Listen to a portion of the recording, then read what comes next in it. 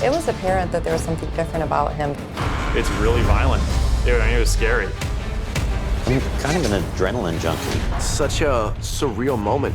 Most people, it's gonna cut them open. This could go either way. 100 years ago, Robert Ripley went on a quest to the farthest reaches of the globe in search of the extraordinary and unusual.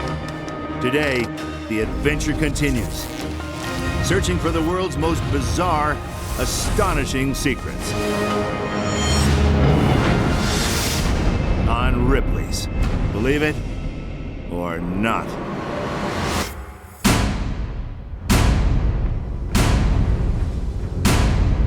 Sometimes fate can be cruel. In the blink of an eye, a life can be altered beyond belief. I'm Bruce Campbell, and these are the stories of people who overcome adversity like you wouldn't believe. Our first story is one of tragedy and triumph. But what you're about to see may be hard to watch.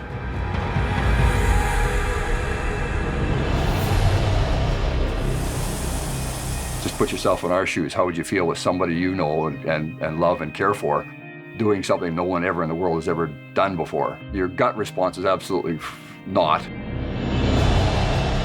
This is the biggest trick in the world of action sports.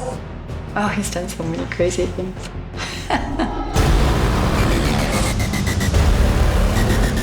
Canada is my hometown crowd for this first attempt in Canada. It's huge. I mean, my family's going to be here. My friends are here. Couldn't really ask for a better first time. Will you please welcome Bruce Cook!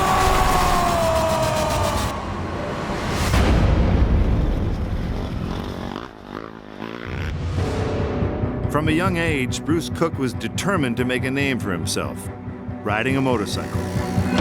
It's never just riding down the road or just riding down the hayfield. It's, okay, what more can we do with this thing?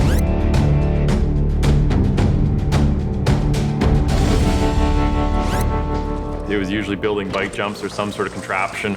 There was definitely some sketchy stuff. Probably spent as much time on the ground as I did in the air. It was really important to us to go back up and hit it again. To overcome getting knocked down was an awesome feeling. I think in a way it's what I've become addicted to. As Bruce's skills improved, he got an invite that would change his life. Training with X Games gold medalist Travis Pastrana at his home in Maryland. Pastrana's backyard is a motocross playground with one toy Bruce had never seen before. A ramp that helps a rider flip forward.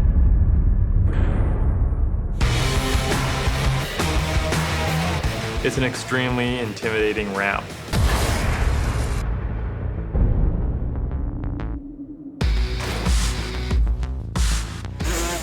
It's just hitting your back tire and throwing you into front flip, and for the most part, you're along for the ride. It's really violent.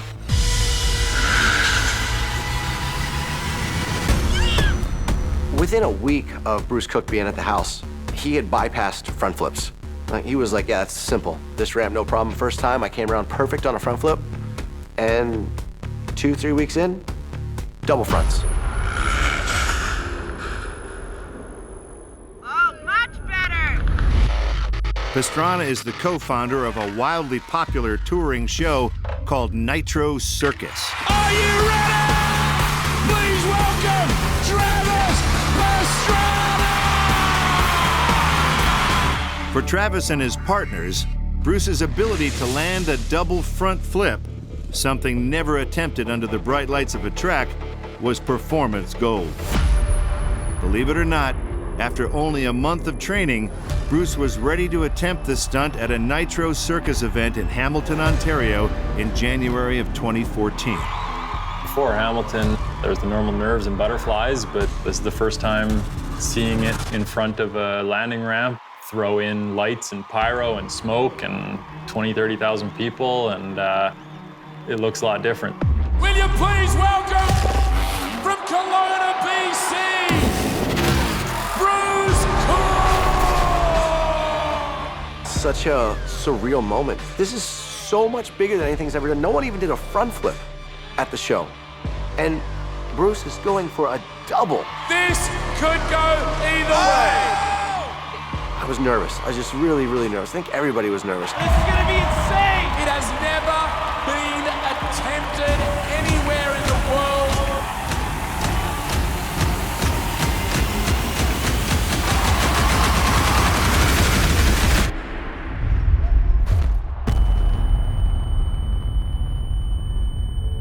Ladies, gentlemen, he's getting checked right now.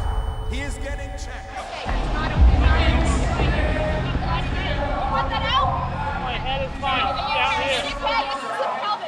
Everyone ran over to him and I just stood there. I didn't want to go see.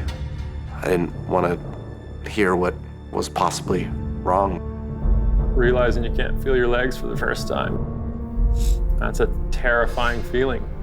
You can feel right where the brake is and everything's numb and it's just like a hot liquid going down your spine, and definitely the scariest moment of my life. The crash bent Bruce's torso so far backwards, it broke his T11 vertebrae and severed his spinal cord, paralyzing him from the waist down. He will never walk again. At that point, everything was new. We really didn't know what it meant for him and for us. The doctors tell him it could take up to a year just to get around the house again. But within 3 months, Bruce is already planning his comeback. Every time I've broken anything, it's basically asking the doctor, what can I do to get back on the bike faster? This time was no different. He was home 3 months after his crash, looking at the bike. Yeah, right off the bat, my dad did his classic kind of laugh and shake his head and just no type thing. Yeah, I was apprehensive as hell. I said, well, how are you gonna get onto this thing? Well, he was shaking his head and saying no. He was lifting me on the bike. Just sitting on a motorcycle is a big accomplishment for Bruce. But he won't stop until he can find a way to actually ride again. My goal was to be under a year to be back on the bike. Shortly after Bruce's accident, already had got thinking about how to modify his bike for him to ride it. I think Billy knew all along that it was coming. Bruce couldn't have done it without Billy's support on the modifications on the bike. Just one of those moments where you don't know how it's gonna go. Once I push off from the box van, I might go 10 feet and fall over. I might go 100 feet and fall over. Within a few minutes, I was just ripping around and doing wheelies. First time I got to ride again with Bruce was one of the best days. But I remember thinking, like, my friend's back, like, he's back. 21 months after breaking his back, Bruce Cook may still be paralyzed, but he is not sitting still. Believe it or not. Welcome to Nitro Circus Live! Every person that knew Bruce knew that eventually a flip was coming. Just down the road in Hamilton, Bruce Cook did his utmost to put his name in the record books. Will you please welcome back, for the first time in almost 2 years, Bruce Cook!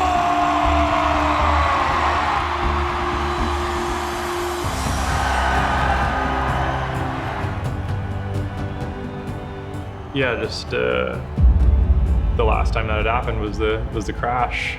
You know, at that moment, that last corner, 5 seconds later, everything changed. Everyone in the building, make some noise! You want to talk about a comeback? Here it is! The last place I want something to go wrong is in front of my family. It happened once. I didn't want that to happen again. Just full throttle and pull back.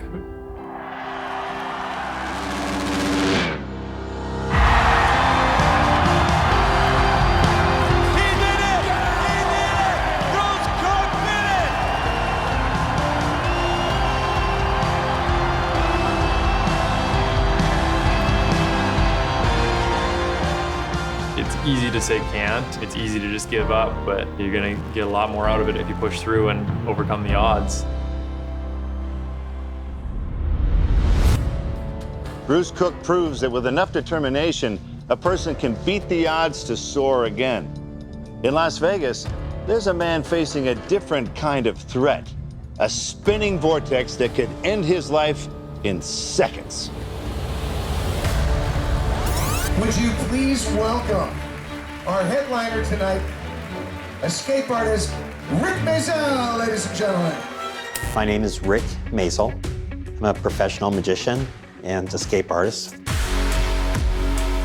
Escape artists are always looking for tricky situations. I'm kind of an adrenaline junkie, so this is the best job for me.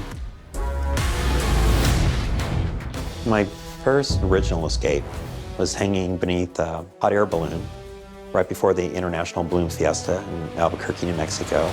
And I'm also the current world record holder for the upside-down straitjacket escape. And after 5 decades of chasing danger, he has found one of the most perilous traps yet.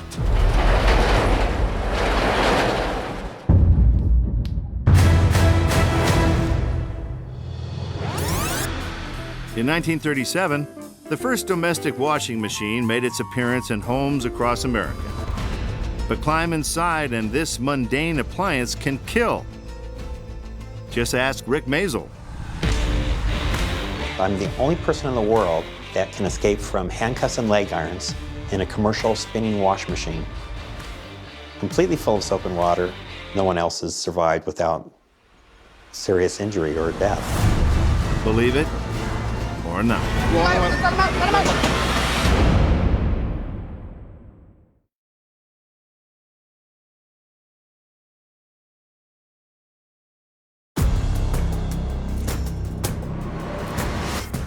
Rick Mazel is an escape artist who's been at it for over 50 years. But after today, he could be all washed up. Kind of got the idea watching video footage of fraternity brothers that would get in the dryers and go for a spin. I thought, wow,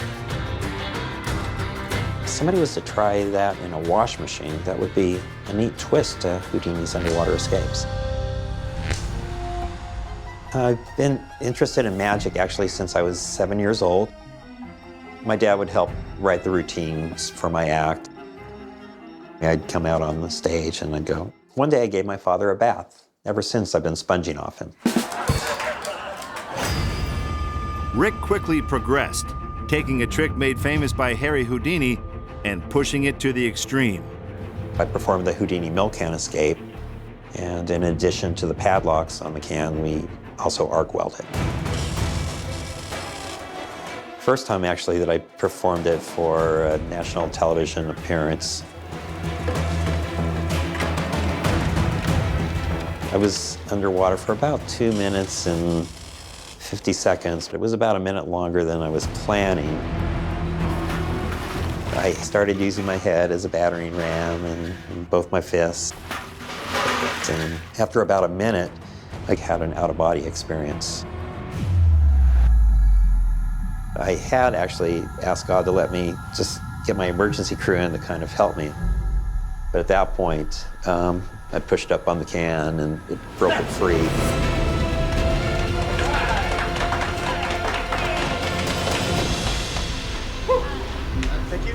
Rick challenged Houdini's legacy once and nearly paid the price. But the risk of death will never stop him. Today, he'll put his own spin on another classic Houdini escape. Being inside a running washing machine is dangerous enough. These are real locks, real handcuffs. Rick gets in with his hands and feet bound by 5 different sets of shackles.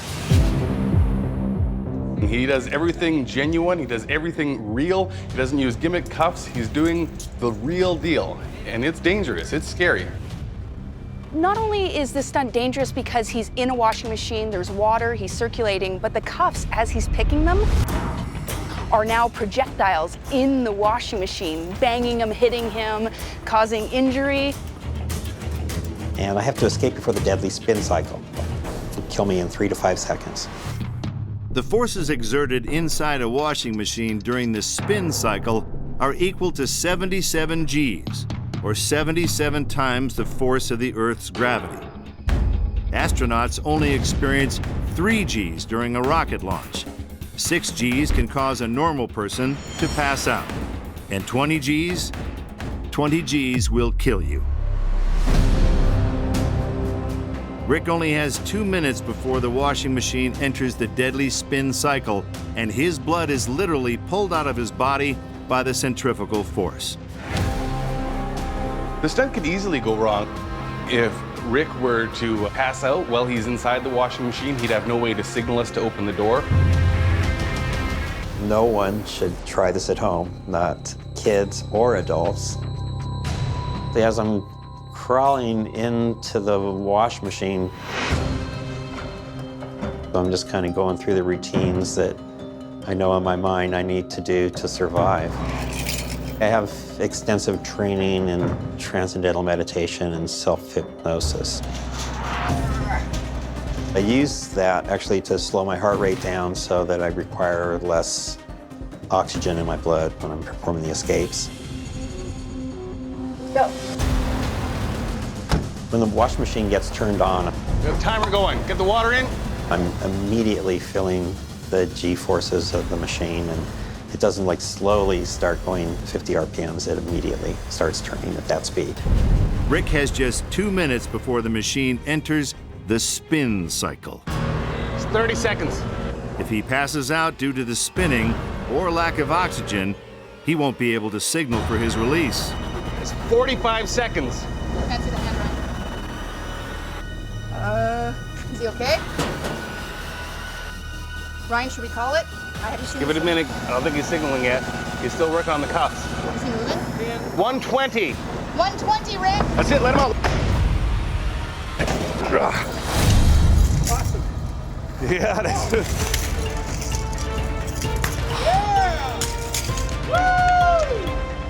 You got it. Rick isn't your average performer. I think in the future, people will be copying Rick. There's no limits to my imagination on where I think my escapes can lead. And I'd still like to do an escape in space if given the opportunity. Rick Mazel's career is based on the thrill of eluding death. He battles the odds on stage. There are other people who gamble with their mortality at the dinner table. Mom, please pass the poison. In the United States, the pufferfish is an aquarium oddity. Here in Tokyo, though, where it's known as fugu, one bite of this delicacy could be the last thing you'll ever taste. Believe it or not.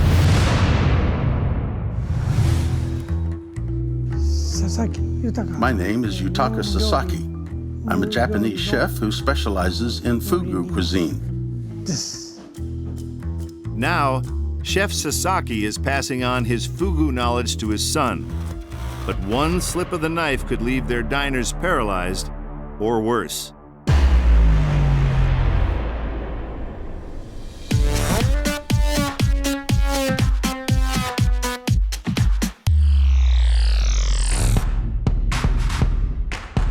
Fugu is on the menu at some of the finest restaurants in Japan and goes for upwards of $200 a plate. Enthusiasts observe the texture is gummy, the taste flavorless, and it sometimes leaves behind a tingle in your mouth. Hints of the poison, it is said. Only licensed chefs are allowed to serve it to the public. Yutaka Sasaki is one of them. I simply fell in love with that indescribable devilish taste. Yutaka's fascination with fugu is in his blood. His family's restaurant, Tora Fugutai in Tokyo's Asakusa district, has been serving pufferfish for generations. Still, with every morsel of fugu comes a very real danger.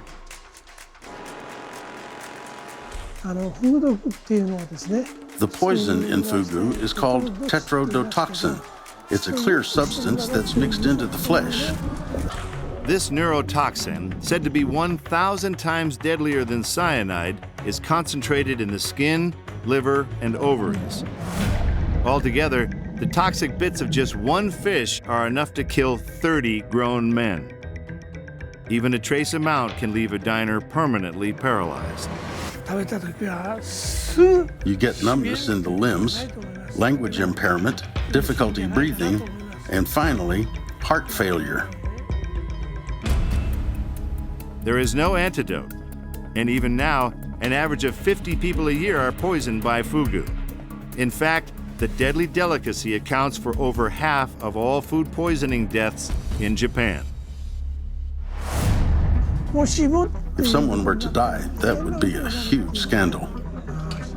Each day I approach my work with some nervousness, and there's not much I can do if the product isn't good to start with.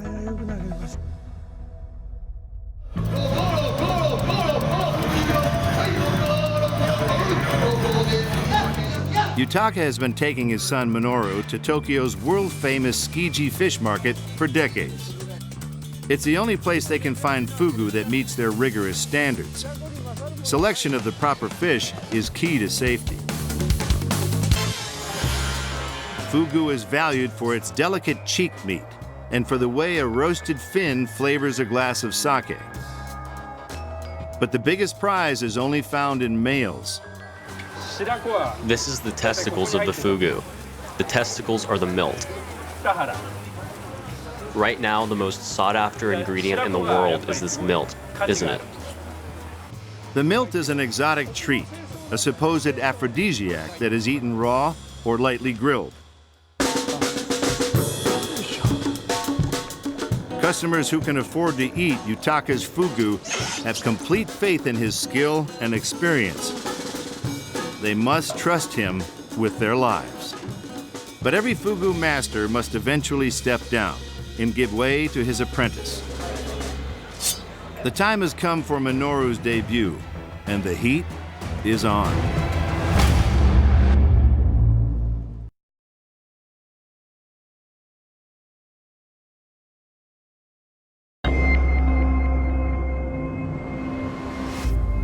In Japan, chefs must undergo a 3-year apprenticeship if they want to serve the world's second most dangerous fish. But for decades, Yutaka Sasaki has been training his son Minoru to prepare fugu fish without killing anybody. Fugu chefs have to be perfect every time. Neurotoxin in the fish's skin and organs is invisible, tasteless, and poisonous, and they must not contaminate the non-toxic meat on the muscles. There is zero margin for error. Yes, it's colorless and transparent. This part takes the most skill. You can't afford to mess up or make any mistakes here.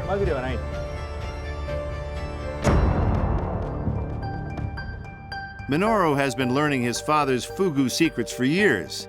But can Yutaka's skill and trust be passed on?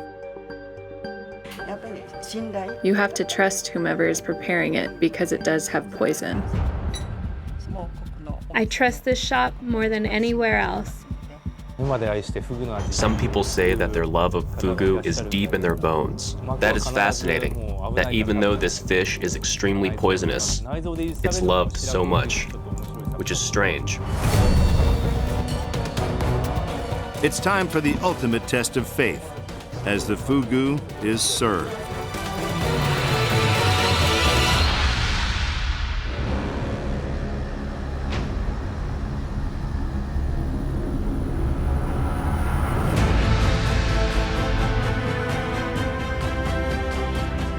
Minoru's fugu is a hit.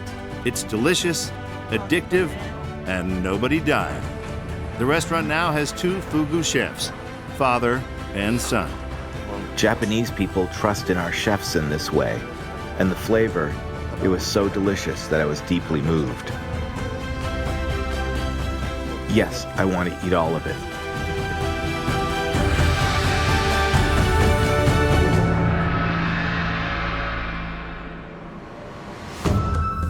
Some of us willingly skirt the edge of life and death, but others don't have a choice. In suburban Michigan, a young man's body is reaching proportions so unimaginable, it may be hazardous to his health.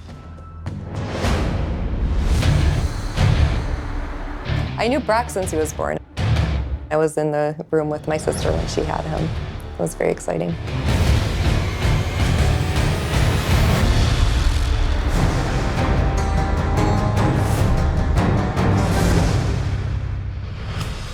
Most parents swear their kid grows like weeds. But with Brock Brown, that was not an exaggeration. It was apparent that there was something different about him very early on. He came out and he was larger than most, and he continued to grow very excessively. Brock does live in a world where everything is too small for him.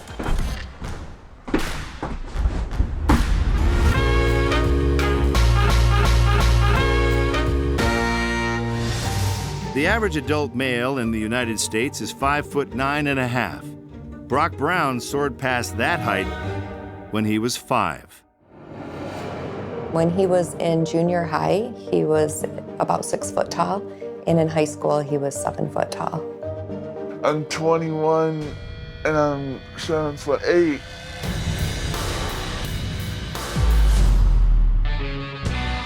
Brock's towering frame makes him one of the tallest people alive. And he's still growing.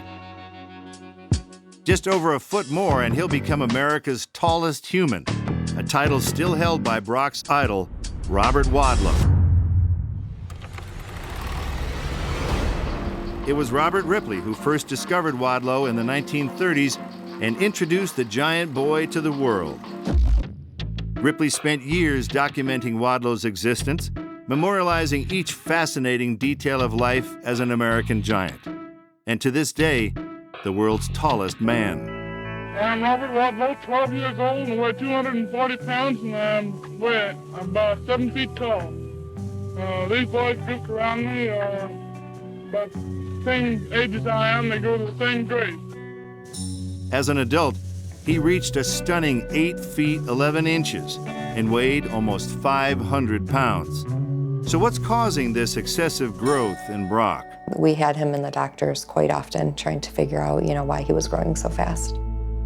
Brock had a bone density test done, and that's what they had suspected. It was Soto syndrome. Soto syndrome, or cerebral gigantism, is a rare disorder caused by a genetic mutation. Though it affects 1 in 15,000 people, barely anyone ever has reached Brock's towering height. My friends at school thought it was really cool that I was so tall, like, whoa. But it's not always easy to fit in. Finding clothes and furniture are just a few of the challenges of gigantism. There are a whole host of other health concerns associated with this condition, like deformed bones and heart failure, which is why an enormous body can lead to a short life. We were a little worried because we didn't know whether or not it would affect him, in his lifespan. Robert Wadlow died in 1940 when he was just 22 years old. Does that mean Brock's young life will also be cut short? I push myself. I master myself. That takes a lot of mental strength.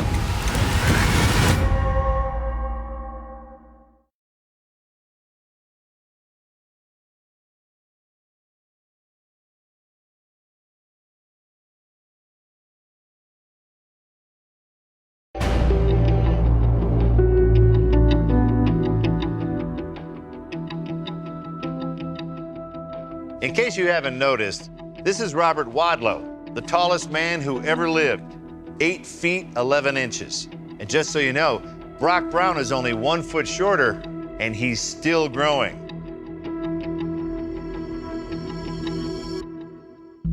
Well, we're mighty pleased to have you here as our guest. Must have your favorite somewhere. But behind the smile, Wadlow was suffering. By the time he was full grown, Wadlow had little feeling in his legs and needed braces to walk. Michigan's Brock Brown also lives with constant achiness as his body tries to keep up with his bone growth, and long walks leave him in pain. Knowing that Wadlow only made it to age 22, Brock and his family feared his own life would be cut short. But in 2005, Aunt Stacy and her nephew got the news they were hoping for. We've been told that Soto syndrome will not affect his lifespan, that he should live a normal life. He's always hungry, you can't fill him up. I don't know how I'm doing it, but I'm doing it. He is still growing a little bit.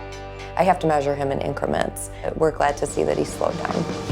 He may never catch Robert Wadlow, but he's still living large. I am happy that I am this tall. I feel pretty awesome that I can help people out if they need it.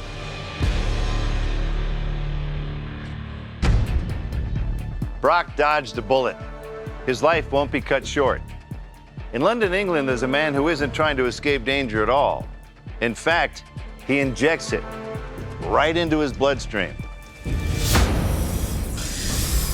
About 5.4 million people are bitten by snakes each year, resulting in more than 100,000 deaths. Countless more are maimed from the toxic effect of reptile venom. But for one man, this deadly substance is what he lives for. I think I've had like 23 different species of snakes in my lifetime. I had a cocktail of venoms. For the last 30 years, 52-year-old Steve Ludwin has been injecting dangerous amounts of snake venom, convinced that the toxic cocktail is the key to the fountain of youth. Believe it or not.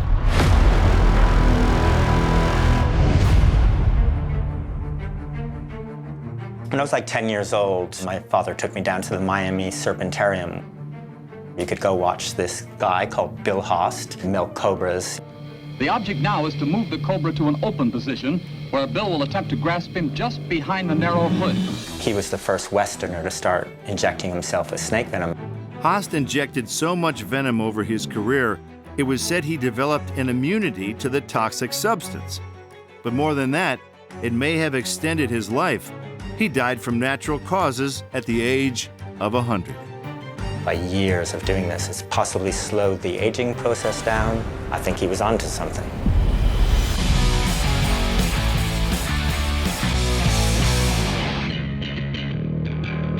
In 1987, Steve moved to London, where he found the perfect place to pursue his passion for poison.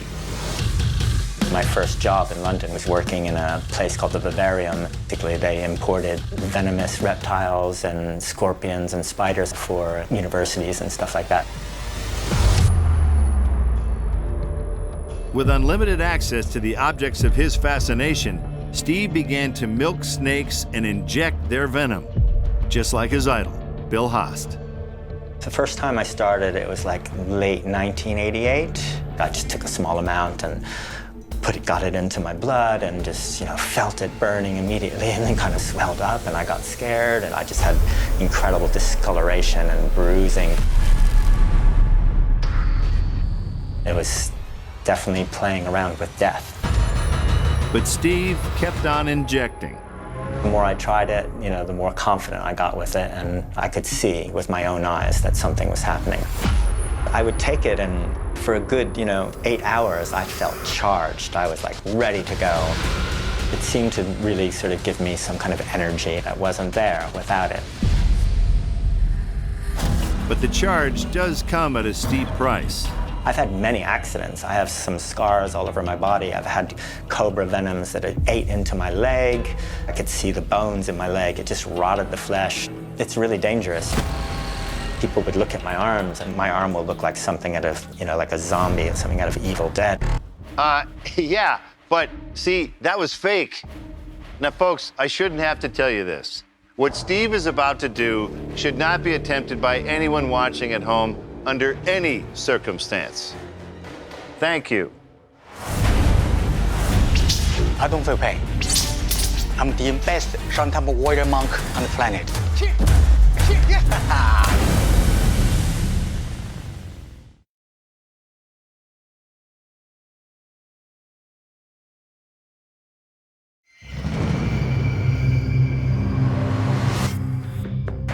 There's a guy who's been injecting snake venom for over 3 decades. Just so we're clear, every time he does this, he's playing dice. with the Grim Reaper.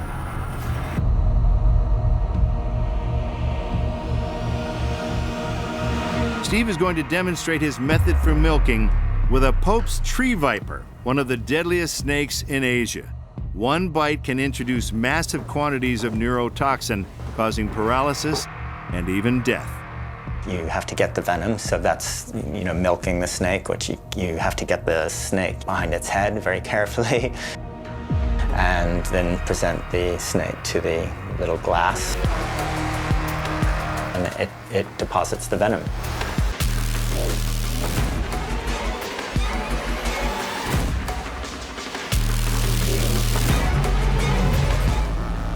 Once I've milked the snake and put the snake safely back in its cage, I basically get a syringe and I draw the venom up in the syringe.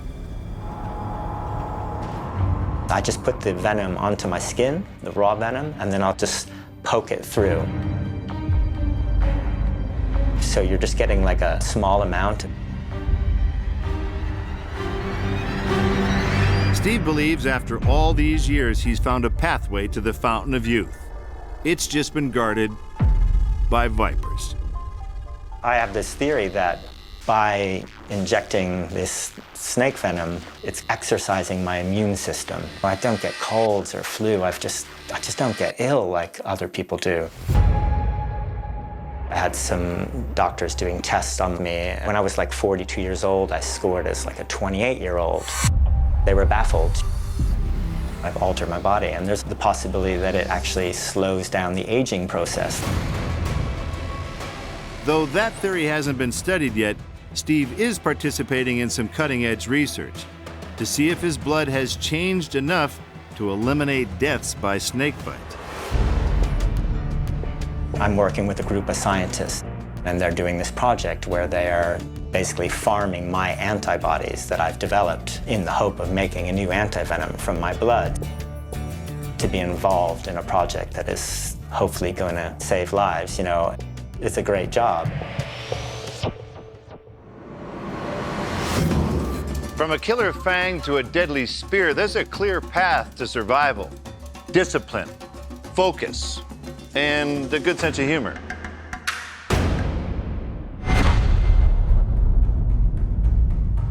My name is Shi Yan Ming. I'm the best Shaolin Temple warrior monk on the planet. There's speed. There's flexibility. Like puzzle, I have all the pieces. From many years of practicing and training, I don't feel pain. Today, Yan Ming is going to need everything he's learned when he goes up against the tip of this 9-foot spear.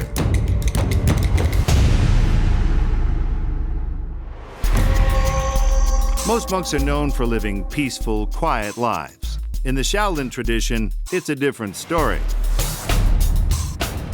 Based in the mountains of central China, this is where Kung Fu was born some 1,500 years ago, and where Shifu's difficult childhood began. When I was an infant, I almost died. As a last resort, Yan Ming's parents brought him to the Shaolin Temple. The monks nourished him back to health, raised him for 20 years, and trained him to be a Kung Fu master, or Shifu.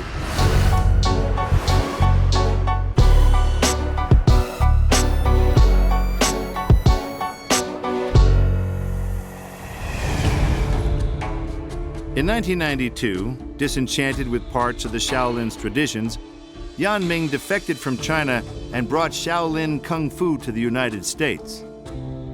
2 years later, in 1994, he opened his own temple in New York City. Every day we train. Sharper your life, sharper your blade. I push myself. I master myself. This is the superhuman discipline that Yan Ming is famous for.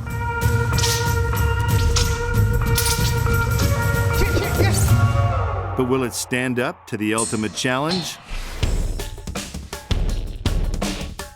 That takes a lot of mental strength. They're super sharp. Most people, it's gonna cut them open. You have to bend the spear and be able to take the pain.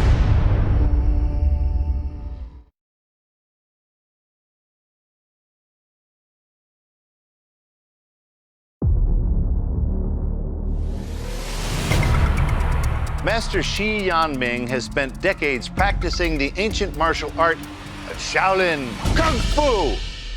Huh? Did I fool you? Just a little bit? Yanming will place a spear on the suprasternal notch of his neck, just below the spot a surgeon would cut to perform a tracheotomy.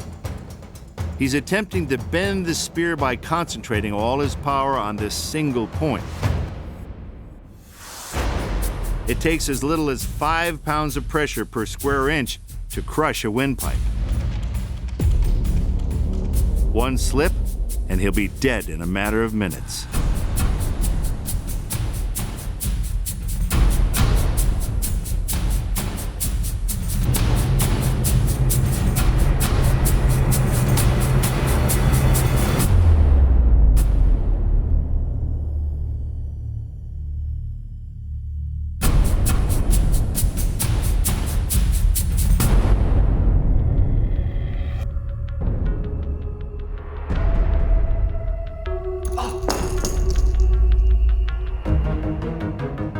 From childhood illness, Yanming has pushed himself beyond the normal limits of human physiology. I try to use my precious lifetime to share the philosophy of martial arts. Make yourself strong, and you can help yourself. And that way, you can help others.